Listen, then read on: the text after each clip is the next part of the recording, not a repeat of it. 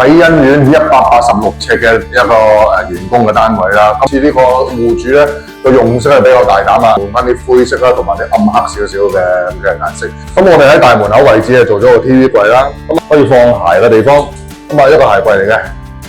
因為戶主係養貓嘅，咁呢個位置就愛嚟放貓砂盤啦。首先係貓砂盤啦，隔離嗰度咧係一個涼兜，呢個位置就係愛嚟放電視啦。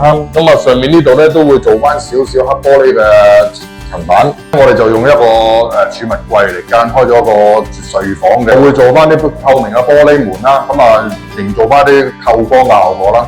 另外呢兩個門啊，就係戶主咧有養貓嘅，就愛嚟俾通風啦，同埋隻貓可以經過嘅。嚟到主人房啦，咁我哋就做翻一個4、6尺嘅地台床啦。